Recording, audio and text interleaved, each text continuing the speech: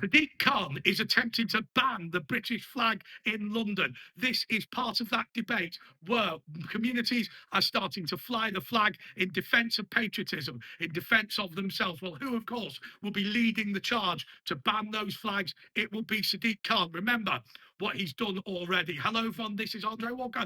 Thank you so much for supporting me in recent days since the attack on my dinner in Windsor. Thank you for all the wonderful messages you've sent me. Please donate to Patriot Fund below, and we're going to stick it to the lefties even harder next time.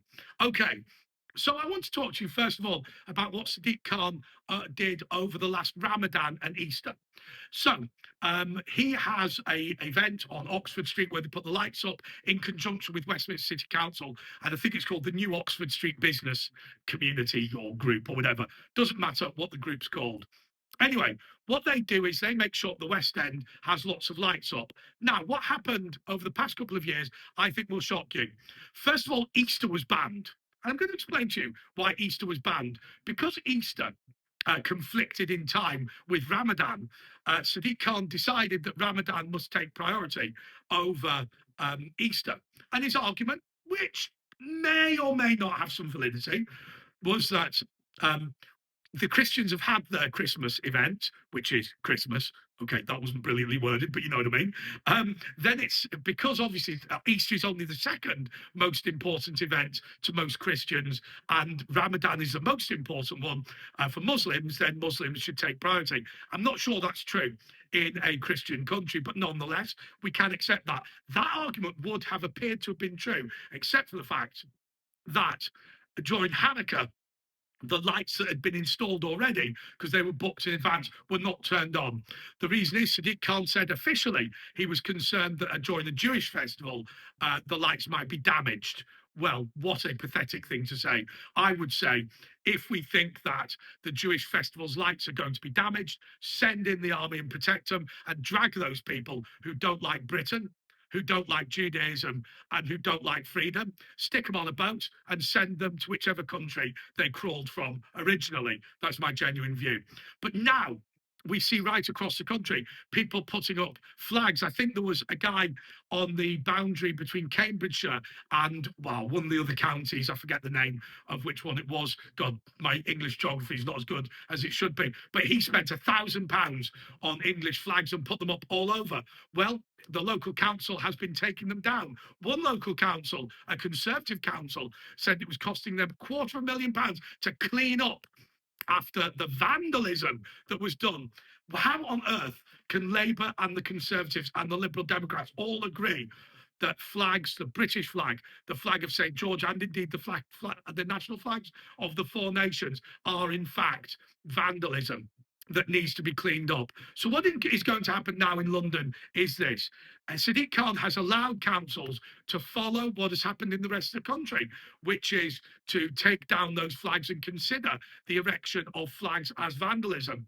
I think that that is a sad thing. I think that is a bad thing to do. And I think it talks the fact that any attempt for us to protest back will not be allowed. If you put up a Palestinian flag, you would be allowed to do that. If you put up a Ukrainian flag, you'd be allowed to do that. And personally, I don't have a major problem with that. But you know, there are some countries in the world. Somebody was telling me about what happened in Chisinau, Moldova, when the Ukrainians put up the Ukrainian flag.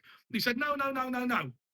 You are in our country, you will fly our flag or you will fly no flag. God, can you imagine saying that in Britain? What would Sadiq Khan say if the Pakistani flag was banned in London? No, no, no.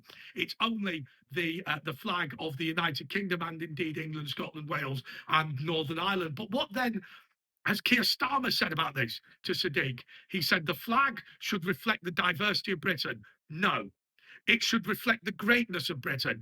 The diversity of Britain is of no interest to me. I don't think it's benefited Britain in any way. I have friends who are migrants. I'm quite happy to be their friends. I'm delighted to know them. But I don't claim that their cultural background has offered any benefit to Britain. Britain was not built by immigrants. Diversity is not our strength. It is our greatest weakness. And we should seek to eradicate diversity and bring people together as one community rather than a series of communities all vying for power and government money. But he also said This is Keir Starmer, by the way. He also said that the flag should not be used to intimidate others. Intimidate others? It's a bloody flag. I'll tell you why it's intimidating others, because those people don't want to stand up for Britain, don't want to defend our heritage. I've always said something about Sadiq Khan. Sadiq Khan is a patriot, but he's a patriot for a different sort of Britain. He believes that Britain should be nothing more than what began with the arrival of the Windrush boat in, what was it, 1959 or whenever it was. He believes that effectively, in quite an old-fashioned way, actually, that Britain was an unspoiled land of nothingness until diversity came about. He genuinely believes that Pakistanis, Bangladeshis, Eritreans built Britain. And I've said this before, was anybody from Swaziland at the signing of the Magna Carta? How many people from Lesotho attended the foundation of the Saxon law? In Chaucer's tales, how many people were there from Belarus? No, no, no. The question about diversity is, can we continue to survive as a nation like this? But Sadiq Khan sees that as the only thing. And he wants to come up with, what is it? The Union Rafik, which I think was a project a couple of years ago to change the Union Jack into something that was more representative of the communities of Britain. Sadiq Khan, of course, knows what he's doing politically. He wants to attack white people. He wants to create division and hatred because he knows he can politically benefit from it. Remember what he did in Bromley. When he moved the ULEZ zone out, we all knew that it wasn't needed. But what he was able to do was he was able to say that a group of white people were being Islamophobic and that it was racist towards him. Why did he say that? Why did he say that? Because he'd upset the Muslim community, many of whom work in food delivery, many of whom work in the taxi business. And of course, they, because of his attacks on Uber and because of his bringing in charges for private hire vehicles, that had really upset them. And they weren't going to vote for him until they were told that voting for him was a vote to stop Islamophobia. Now, I'm not saying they're Islamic radicals, that's nonsense. But what they will have do is rally around, because if you say, okay, you hate Sadiq, but if he loses, that will make your children more susceptible to hostility from Islamophobic forces. He will be beaten by racists. Of course, you're going to be galvanized into action. So Sadiq Khan, unfortunately, will ban the flag in London in order to ensure that there is a right reaction from the white, British, indigenous, patriotic community. And unfortunately, I suppose this video to an extent rises to the bait, but I'm going to say that we have a right to defend our own country. We have a right to stand up for our own flag. And I want to thank everybody that put flags up and down the country, put flags up and down the country. And here is the thing that amazes me.